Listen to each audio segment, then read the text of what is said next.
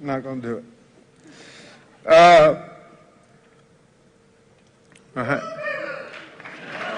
I need that. The coaching tradition with Frank Broyles and, of course, Ken Hatfield sitting here. How you going to get better than that? Can't. But I'm going to work hard. In recruiting, guys, there's a lot about recruiting. I mean, we have to recruit our own players. I think that's the first thing we need to do. We got to get in here and recruit our own players. We have to recruit our future players. We have to recruit our future coaches.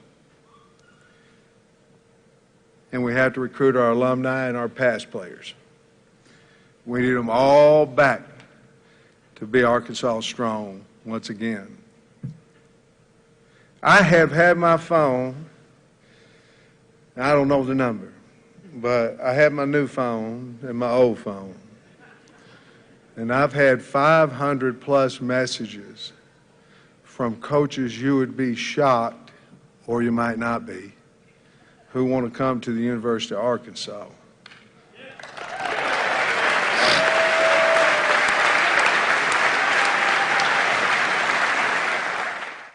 Welcome in, welcome in, welcome in. It's our Wednesday edition. No, it's our Thursday edition. The days are just running, with so much going on. It's our Thursday edition of On the Hill with Pat Jenkins Sports Talk Radio. And we let you hear a little audio from Coach Sam Pittman being named the head pit boss of the University of Arkansas. But, there's been a lot of moving parts going on. We had this gentleman on last week and talked to him about his coaching search. And at the time, they were in the same situation we were in. Nothing had been named, but lo and behold, I spoke to him on the weekend. He was at the state playoffs, and I mean, everything just went crazy as coaches were hired, coaches were fired. And so we thought we'd catch up with the new place where Lane Kiffin eventually went and talked to Jared Redden of the Daily Mississippian. JR, welcome to the Hill, my man. Hey, how are y'all doing today? Yeah, it's a little of the craziness is over with, but ever since Lane Kiffin kind of came aboard and he has opening press conference, it's kind of just been hitting the ground running. So it just seems like the news doesn't really stop. Talk about that, that time over the weekend. From the time I talked to you, and I believe it was Friday, roughly around 1, 2 o'clock, you were at the state playoffs. Jared, it just seemed like everything just happened from the moment we got off the phone till, waking up on Saturday morning. Yeah, I remember that day really well, actually. When I talked to you around the afternoon or so, I ironically read an article in the Clarion Ledger, the Jackson-based newspaper that morning, saying, here's the list of head coaches, which one's a pipe dream, which was not, and Lane Kiffin was underneath the pipe dream. And I think it was safe to say that he was kind of everybody else's pipe dream too, because anywhere around the country, especially in the SEC, when there's a head coach in Vegas, there's always the Lane Kiffin meme being brought up where he's got the sunglasses on and everything. And so it's like, okay, well, here's another thing. And then you start hearing about Billy Napier, and then you hear about Bill Clark, and then Mike Norvell was the first one, and that was the last time that we talked on the phone about it, on the air.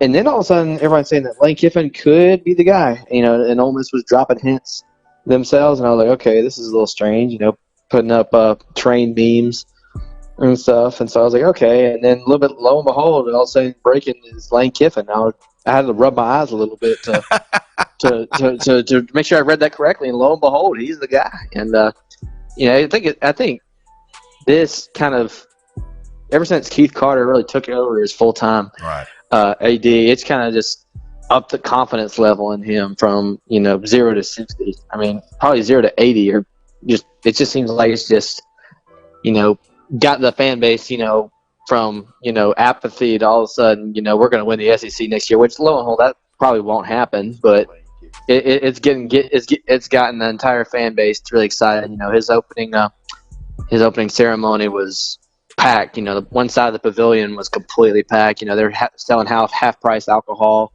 A loud ovation. They met him at the airport at the tarmac, just like in the middle of the runway. His fans were greeting him out in the door, and it was just a party. People thought that this would never happen. They thought that it would be bringing in it was almost like like God coming to town. It seemed like in our part, but it was a fun day. He didn't really have much time to answer interviews all that because he had to hit the ground road recruiting, especially Right. to try to save a dwindling recruiting class going into signing day. So it's just a matter of what's going to happen next. What's he going to say next? Who's going to be the next person to commit? So it's going to be going on for a while, particularly to try to save the foreseeable future of next season. Talk about Lane and the staff that he's able to put together. Seems like he has, and hit the ground running not only in recruiting but also the recruiting side of getting his coaching staff in place. Who are some of the guys that are already on board and out on the road with Lane at this moment, recruiting for the Ole Miss Rebels? So we're hearing right now that he's going to keep Mike McIntyre as a defensive coordinator, which makes a whole lot of sense. I mean, considering what he had to work with last year, did a pretty good job. Right. Yeah, at times last year, and he brought he supposedly brought in UCF's offense coordinator the past couple of years. I don't remember his name at the top of my head, and so he's kind of been kind of a big name around that as well. He brought his strength and conditioning coach with him from FAU, and there was another guy he brought in as well, but he's still trying to get figured out. There was a infamous picture a couple days ago of him eating with Hugh Freeze actually at the Oxford Grill House in Oxford, which I know Hugh Freeze's daughters really well, and they were somewhere else doing something with somebody, and all of a sudden I realized, wait a minute, their dad's not with them. And ironically, this was just right after Hugh Freeze signed a 5-year extension with Liberty. Right. So, and that's when I was kind of telling everybody, hey, calm down. He's not coming back. And if it was, I mean, people would welcome him back, obviously, but it would also be kind of an awkward situation considering the way that he left. But I think Lane Kiffin has the capability to bring in a pretty good staff. I mean, he did that, as soon as he got to FAU. Right. He knew exactly who he wanted to bring in. He kind of brings that swagger with him, kind of like, especially, in his opening conference. I mean, he talked a big game. Right. He's saying, the infamous line comes out when he's like, we didn't come here to be good. That's not why we're here. We came here to be great. And he's talking about, like, how his pedigree, coaching underneath Nick Saban, coaching underneath Pete Carroll. He was, Al Davis was his owner, as the Oakland Raiders. Right. So, he asked a question from a reporter. He's saying, like, what's it going to kind of take to bring some of these guys in? And he said, well, I'm not trying to sound arrogant or anything, but look at the championship teams I'm wearing. Look at my ring case. Look at I recruited Heisman Trophy winners, and it's kind of like, okay, if he talks about this big game, he better back it up. Now, from a general consensus, but he talks a big game. Time will tell to see if he can get the job done in Oxford. hey, he's just being Lane, but with Lane, with Kiffin being added to the SEC, in particular the West, and I know we got about a minute and a half. I want everybody to know that we're talking Ole Miss Rebel football and the new Lane Kiffin regime with the Daily Mississippian's Jared Redding. But real quick, Jared, where does that put Ole Miss with having a guy of Lane Kiffin's coaching ability in the West, and where does that shape the West? Because I'm, from where I'm looking, you're starting to kind of see J.R. parity is starting to seep into this league, where every Saturday's going to really be where it just means more. Oh yeah, I mean it's the best conference in college football. It's the best division in college football, arguably too, the SEC West, because I mean, you may have Alabama in there, though, but then you look at the crust behind them, they're as successful as well, not being able to beat Bama most of the time, but going to show that they can beat most teams in the country. Right. Ole Miss had a lot of close losses. Arkansas, they've done that in the past, despite the last couple of years. But, Lane Kiffin coming back, I mean, and everyone's talking about, because he's a Saban disciple and because of what he has learned underneath Nick Saban, Paul Feinbaum was saying that he could be the first Nick Saban disciple to beat Alabama because, Right. he knows, Saban's coaching style. Lane, I feel like Lane kind of learned. Yeah, I felt he learned a lot more underneath Nick Saban, I think, than almost anywhere he's been. I mean, Pete Carroll was the kind of the get him the notoriety and all that, with USC. Right. But he brought in there. But I think it's going to take time for Ole Miss to really win championships. First off, you got to say this signing class. Yeah, right. This signing class that brought in a lot of excitement last year with Plumlee and Ely is only going to bring you so much. You saw that this year. Right. They struggled. Of course, they were all 18, 19-year-old kids. 86% of your offense is freshmen. Right. But even though you're older, you look at the guys that you're losing the offensive line. You got Ole Miss offensive lineman go to the transfer portal. Now you have a quarterback from the transfer portal coming back. And there's a bunch of alpha males in there, so you got to figure out what kind of offense. Because he's engineered good offenses in the past. You just got to figure out where everybody can fall in line. And I feel like Kiffin's gonna kind of be that my way or hit the highway type coach, and whatever he says, it goes. Well, Jared, love having you on, man. Keep it up. I know you got a lot more going on as basketball is hot and heavy for you. But as always, man, thanks for your reports on this up-to-the-minute updates with this coaching search, and look forward to continuing on. But thanks for taking time out here today on OTH. All right, thanks for having me. See you, Pat. All right. That was Jared Redding of the Daily Mississippian. We're going to continue on in just a moment as we're going to have Otis Kirk of Hogville.net. He's going to be up next. It's On the Hill with Pat Jenkins on KDSJ 479. Let's get it. I'm going to call this dude. We're going to roll out. Oh, Jared. Yeah, he been talking shit. He been getting into it with Alabama and arrangements, and of course my administrative assistant Leanne Bowles. A big thank you to all those folks.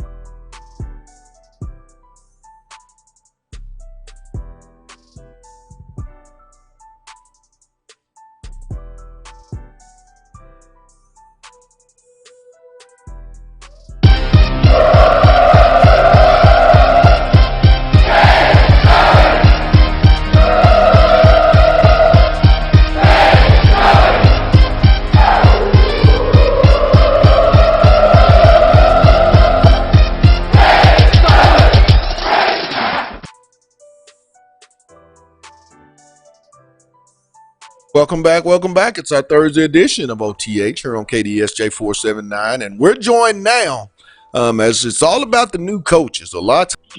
His name came up, but to a lot of the local media, didn't seem like a realistic possibility. Very successful.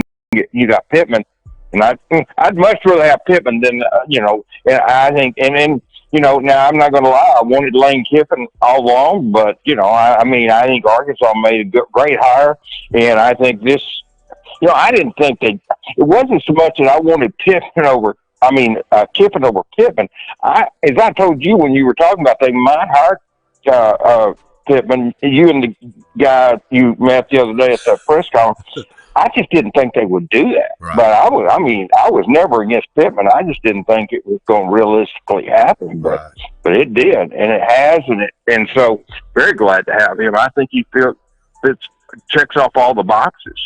When you look at this program going forward already, Otis, and you're one of the gurus, one of the goats in the recruiting world. How have you seen Coach Pittman in the few hours he's been the head coach in his first week on the job? How has he affected this landscape, not only just in state, but starting to have moving parts on the national scene as well? Yeah, he's made some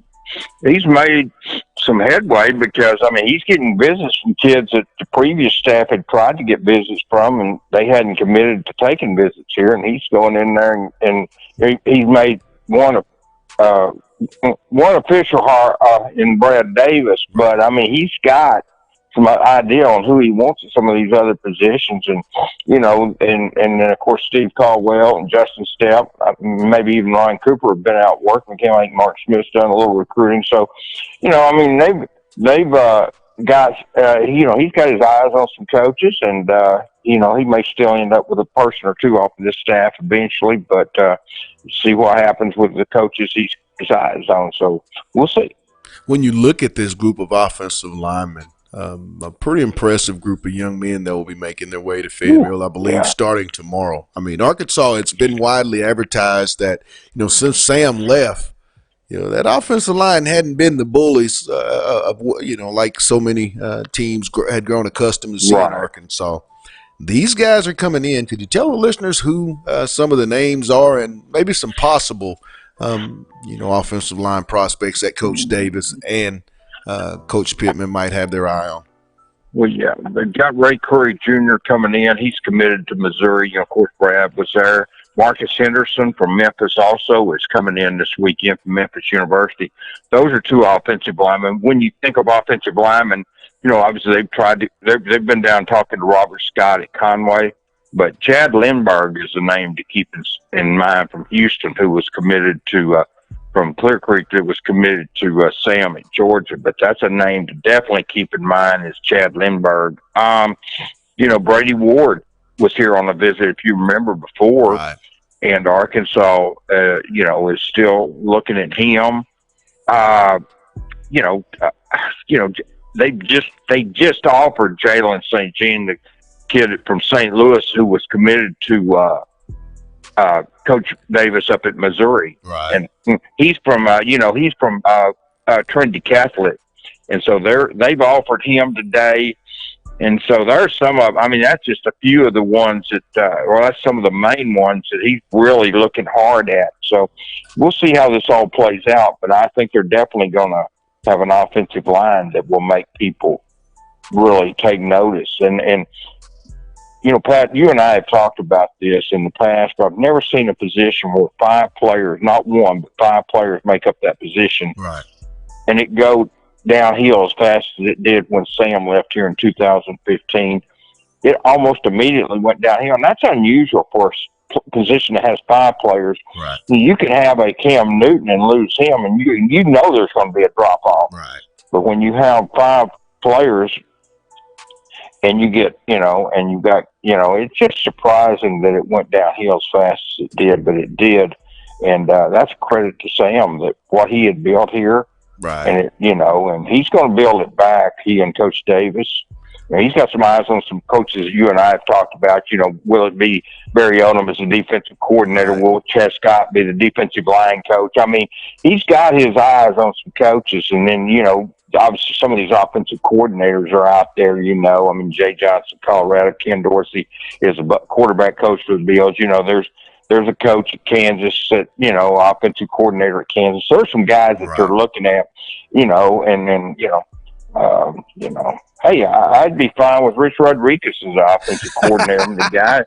The guy sure developed that freshman quarterback down in Ole Miss, Absolutely. and it didn't take him nine games into the season to do it. The freshman quarterback, he developed him pretty quickly. So he had 2 young quarterbacks he developed. So, I wouldn't be opposed. I have no idea. I have not heard the Sam's even, but I'm just saying it wouldn't bother me if they made that hire, or if they hired someone like that. So I want someone who can develop quarterbacks, Pat, and call plays and keep the other team off. I'd have to mention, I think Chip Long, his name's been out there, and he's not at Notre Dame anymore. Will he go to Florida State, or will he come to Arkansas? So that's another name, and I'd forgotten about Chip Long at Notre Dame, or formerly of Notre Dame. I want to go back to Brad Davis, the offensive line coach. That it's almost I think that may have been maybe the first call Sam made when he signed those papers on Sunday night to be the head football coach. He signs the deal, and it was just publicized last night. That he's officially been named the offensive line coach. What he's making, which puts things in more perspective. When you go out and do that, and a kid understands who's going to be his position coach. And in particular, that offensive line position where Sam so highly thought of, doesn't that help a little bit? When Sam and the offensive line coach goes in to know that this guy was personally handpicked by Sam Pittman, the country's best offensive line coach, to come and be the anchor of his program. Man, I'll tell you what, it's got to be, and yeah, it's got to be impressive. But you know what? It's got to be impressive to Brad Davis, too, that Sam had him at North Carolina in 2008, and he thought enough of him to make him his first official hire at Arkansas. Right. They worked together 11 years ago at North Carolina. I mean, it's at North Carolina State. They worked together 11 years. In 2008 at North Carolina, and Sam thought enough of him to make him his first hire and pay him really good money. I think $550,000 for, for a year, so or each year. So I mean, he showed a lot of faith in Brad Davis, and I think I bet that means the world to Coach Davis, because there's nothing like, he knows deep down. He learned a lot from Sam in that year. Right. And he knows deep down he must have made a strong impression on Sam for them 11 years later to hook back up together. So that's impressive that Sam made that hire and put that much faith and stock, in the guy that he had actually worked with. And so that's impressive, very impressive. Got about 2 minutes or so left here on this segment, and we're talking with Otis Kirk of Hogville.net, and also the Pig Trail Nation covers all recruiting for us here as well on OTH when it pertains to the football program. But real quick, Otis, who are some of the guys that'll be expecting? I know you mentioned a few, but who are some of the other official visitors that'll be making their way to Fayetteville this coming weekend? Okay, Darren Turner's coming back. There's a new rule that allows them, if they haven't used all 5 of their official visits and there's a coaching change, they can take another official visit. That's something that's been passed in recent years. So Darren Turner will be here, but Tyra Sweet, the offensive lineman, the linebacker, God, you got me on coaches. I'm going crazy with that. The linebacker at Copi Lincoln down in junior college is committed to Mississippi State. He'll be here, and there's going to be some other visitors, but those are some kids that those 3 that I just mentioned, along with those 2 offensive linemen. So, Well, Otis, love having you on, man. I know you got some work to do, got some recruits to call, got a lot going on. Like I said, this type of year where it slows down, it speeds up for you, because now this is where you really got to put the burners on. But love having all your insight, and thanks for taking time out here today on the Hill. Thanks, man. Appreciate you. All right. That was Otis Kirk of Hogville.net and Pig Trail Nation. Real quick, we'll take a real quick break, let you hear a little bit more of the Sam Pittman audio, and then when we come back, there's another coach that was named here in the SEC, but it's the eastern side. We'll talk with Eric Bloom of the Columbian. Talk a little Eli Drinkwitz and find out what's going on in Como. It's on the Hill with Pat Jenkins on KDSJ 479. Let's get it. Yeah, we'll be done here soon.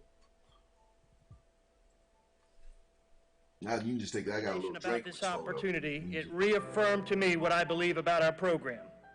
The University of Arkansas football program is one of great tradition and great pride, and with the right leader, can have great success within the Southeastern Conference.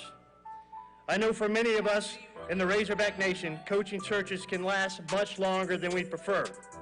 But it was important that we took our time to find a great coach, and also to identify a coach who truly wanted to be here at the University of Arkansas and clearly understands our state and the expectations we have for our football program.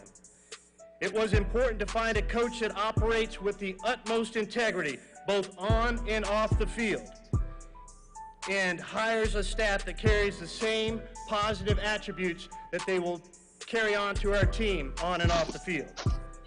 It was important. Welcome back. It's our Thursday edition of On the Hill with Pat Jenkins Sports Talk Radio on KDSJ 479. And real quick, want to give a shout out to all of our sponsors, as this would not be possible. Lindsay and Associates, Locomotion, Corey Beck's Custom Painting, and KDK's Chicken. But we've talked about 2 new hires in the SEC, so let's get on to the third one, as it's been the biggest, most talked about topic of all of SEC football outside of this past weekend's SEC championship game. And the last one in the SEC that a position was filled happened in Como. So let's make our way up to Columbia and talk to our good buddy, Eric Bloom. EB, welcome to the Hill, my man. Hey, appreciate you always having me on. Thanks so much. A lot has gone on in this conference from the moment we left War Memorial Stadium in Little Rock, Arkansas on the 28th to now. You guys have hired a new football coach, Eli Drinkwitz. Talk about that hire and how did that come about? And, from what you saw in his press conference, is this the guy? Did they get it right? mean, his name really didn't pop up for Missouri until about Saturday afternoon. It was weird because I was watching the Sun Belt Conference Championship game from my apartment, kind of thinking, all right, Bill, head coach Billy Napier might be a guy that could fit here, and watching just his offense and what they could do. But I should have been watching the other team. I should have been watching Appalachian State and the guy on the other sideline they're going to be hiring. It really is crazy just how it went from Saturday night, his name kind of popped up as, all right, that's a guy in the mix here, to Sunday morning was, okay, there's some traction there. About lunchtime Sunday, this guy's the favorite. By dinner time, he was hired. Oh, wow. It was like, I mean, Missouri, I guess, was once they saw that this was their guy, they were incredibly aggressive. I know his name was kind of brought up with the Arkansas job kind of around the same time as Sam Pittman. Right. I don't know if that drove Missouri to make sure they got their guy or whatever, but I mean, it went from zero traction to hired in about probably the span of about 36 hours. From what you garnered from his introductory press conference earlier in the week, or maybe yesterday. It was Tuesday morning. Yeah. Okay. What were some of your impressions of Eli being the leader of the Missouri program? Well, he so far so good, I'd say, for Missouri fans. One thing that Barry Odom's main detractors kind of got on him for is that he's just. It appeared as if he was just not able to communicate all that well. Just how passionate he was about his players. He wasn't going to have that soundbite. Wasn't a guy that was just going to be outright confident and outlandish. Just it was pretty demure at times. And that's good for a college head coach because you don't want information getting out and all that. Right. Eli Drinkwitz does not follow that boat. Eli Drinkwitz was just saying all kinds of confident things and we're gonna do this, we're gonna do that, and that's very different tone from Barry Odom. And so far the response has been very good. I think that him being young, and by his standards is 36. I mean, Barry is 42. Right. But Eli Drinkwitz, just appeared to be very, very unapologetically young, and to see that in the SEC at this time, when I think a lot of his, the other head coaches, the median age has to be around 50. Right. To coach in the SEC, I don't know for sure off the top of my head. I mean, Saban's well over 50. Malzahn's over 50. Orgeron's right there. I mean, I think Kirby Smart's actually a little under, but it's got to be late 40s, early 50s in there. Right. And for him to be 36, maybe the youngest coach in the conference. Good point. Just to be unapologetic, just to be himself, and be a person who isn't afraid to show his quirky personality, I think might go a long way in identifying himself with Missouri fans. And I thought about this the other day, is he's a very un-Mizzou Missouri hire. And I think that's what I like about him the best. Right. He's not a true son. He's not an establishment guy. He's a complete outsider. And I think that's what Missouri needs right now. When you look at the coaching assistant pool, I know once you get the head coach in place, people want to find out who the assistant coaches are going to be. Who are some of the names, EB, that you've heard as possible candidates to make their way to Como under Coach Drink? Well, right. Well, one's been officially confirmed, and another one is all but confirmed. Charlie Harbison, who coached the DBs at Appalachian State with Coach Drinkwitz and has had stops at Auburn, LSU, Clemson, Alabama as an assistant, is going to be an assistant coach on the defensive side of the ball. My guess is he's going to be the DB's coach at Missouri, but his role is yet to be determined outside of he's an associate head coach right now. And then it was reported that Eric Link, who is the special teams coordinator at Appalachian State, will also be coming to Missouri. Although that's yet to officially go through, it's basically all but done. And he'll be taking over Andy Hill, who was the longest tenured assistant. He dates back to the days of Larry Smith here at Mizzou, and he'll probably no longer be on staff. Right. A couple of the other, I haven't heard too much in terms of the other names. I mean, the one heavily speculated name, which I think has gained not that much traction so far, was Ted Roof, who is the assistant coach, the defensive coordinator at Appalachian State, kind of coming over to be the defensive coordinator at Missouri. Right. Eli Drinkwitz is going to serve as his own offensive coordinator, so it appears as if Derek Dooley's definitely gone, and I thought that was a huge possibility no matter what happened this offseason. And then obviously Brad Davis went to Arkansas, and there's been a little bit of traction. I'm not going to lie that we've heard that Mariota might be Arkansas's next DC under Sam Pittman. So we'll see. I want to piggyback on that. You and I have talked about that, but first, I want to talk about Brad Davis, who has officially been hired, was the very first hire here at the Arkansas staff under Coach Pittman. Talk about what type of coach, and also what type of person is the University of Arkansas getting in offensive line coach Brad Davis? Well, I'll tell you what, Brad Davis, and I've had a few interactions with him. He's a very nice guy. He has a good reputation as a good recruiter, and I think that the offensive line coach under Sam Pittman might be a coach that works pretty heavily together. Sam Pittman, has a great track record as one of the best offensive line coaches in the country, so he brings in a guy who just basically his specialty is recruiting on the offensive line. I think that kind of fits the mold. Right. But I'll also be honest with you, he's the one the one assistant coach from Missouri who I don't think did a single interview this year with us. I didn't really get to dive into the X's and O's with them on that. And I'll be honest with you, Missouri's offensive line was one of the biggest underperforming position groups in the entire SEC this year. They had such high expectations, and towards the end of the season, they were leaking out a lot. I mean, I know a part of that is the injuries going on around them, but it just seemed like whatever momentum they had mid-season just fell off a cliff a little bit. Right. So the honest answer is, and knowing how Arkansas has kind of been at the bottom of the SEC in terms of sacks allowed and all that, I'm not sure that it's a home run hire, but there's definitely some knowledge there for sure. Last question. We got about 2 minutes, and want everyone to know we're talking with Eric Blum of the Columbian. They're in Columbia, Missouri. Covers all Mizzou football for us here on OTH. But when you look at all the three hires that have just come into the SEC with Lane Kiffin taking over at Ole Miss, Sam Pittman leaving his position there at Georgia to take over the helm here on the hill there in Fayetteville, and then Eli Drinkowitz. All of these three guys have personalities that I think are really going to fit in this conference. Talk about that, and then talk about, there's going to be some tremendous staffs put together by these three young new coaches as well in the conference. Talk about how competitive, and that's saying it just means more. Every Saturday will be really competitive here in the near future, don't you think, Eric? Well, things look good as of right now. That could change on a drop of a hat. Right. I don't know what exactly would be considered a good season for Arkansas next year. Maybe getting to 4-8. Right. I mean, a bowl game with the roster it just seems far-fetched still at this point. A bowl game from Missouri seems a tiny bit far-fetched at this point, knowing its roster with who's left and who's coming back. So, there's a lot still to be spoken for I think all three coaches in terms of results-wise. But in terms of personality-wise, in terms of being in the SEC fraternity, all three fit in incredibly well. I mean, Lane Kiffin is as SEC as it gets from an external coach. Right. I mean, just even from his press conference, he was kind of asked, he's stepped around from place to place to place, and a person asked him, is this another stepping stone to get back to a national job? And then he said, well, you haven't seen my buyout yet, have you? And I'd imagine it's in the double-digit millions type of buyout. Eli Drinkowitz is, I think it's a high-risk, high-reward hire for Missouri. Right.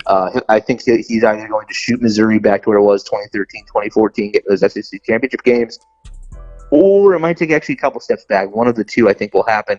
And then Sam Pittman's a guy, I think, Arkansas fans probably should be patient, but going to 2021, 2022, I don't think a bowl game's out of the question. Right. Well, Eric, it's always love having you on, man. We'll continue to talk as, spring football's coming up. You guys, there's just more to do as we'll get into the new assistants as they come aboard. We'll elaborate on those guys as well. But for now, thanks for taking time out here to give me the Mizzou scoop on OTH.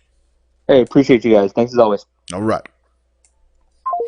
That was the Daily Columbians, Eric Blum, here on OTH, and that's going to conclude our show today, as I want to give a thank you and a shout-out to all of our guests. Jared Redding of the Daily Mississippian, he came on and talked to us about the Lane train, how that's starting to shape up down there in Oxford and the Grove. Also to Otis Kirk of Hogville.net. He came on and elaborated on the pit boss and how he's making his way through the rounds and players and impressions throughout the recruiting world here for the University of Arkansas. And lastly, Eric Blum of the Daily Columbian. He told us what the drink had going on in Como. All that And want to give a shout out to my producer, Demetrius Johnson. Want to give a shout out to all of our sponsors, Lindsay and Associates, with an office location in Fayetteville, an office location also too in Rogers. Locomotion, that's located just below the Northwest Arkansas Mall in Fayetteville. Corey Beck's Custom Painting, anything you need, residential, commercial, he got it. Call Corey Beck. And lastly, KDK's Chicken. It's located at 989 South Razorback Road. Go see Keith, Kathy, get your plate of that love. And like they say, it's not your mama's. The best chicken and waffles in the South. But that'll do it.